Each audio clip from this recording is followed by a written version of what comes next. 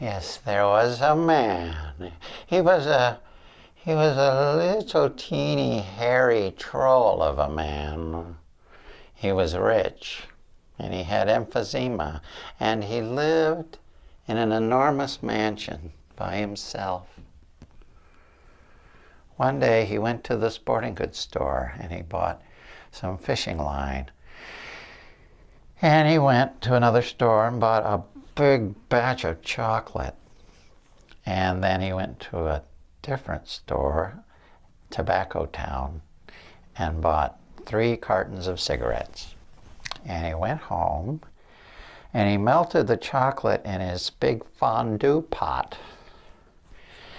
And he got a long, thin needle and he strung the fishing line through it. And then he laid out all the cigarettes on the table and he fed the needle through the ends of the cigarettes, through the tobacco end, through the filter, and pulled the needle out the other end. And so he would take like a string of 15 feet or so, fishing line, and he would string 3 or 4 of these cigarettes onto the line. Kind of like stringing cranberries or popcorn for Christmas garlands. But these were cigarettes. And then he would take the string with the cigarettes and he would run them through the chocolate pot, the melted chocolate in the fondue pot. And he would make chocolate fondue cigarette garlands. And he took these garlands out to his patio and hung them up to dry. It really created quite a mess. But he did have a maid because he was rich.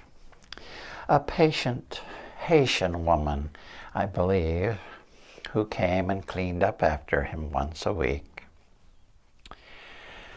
After the cigarette garlands had dried in the sun, he would take them and with some small brads, little nails, he would tap them into the wall and tie the garlands in different patterns and designs on the walls of his mansion.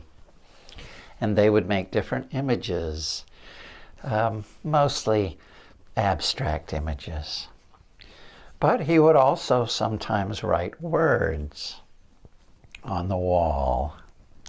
Like in his man cave, he wrote the word in his man cave, "Wow."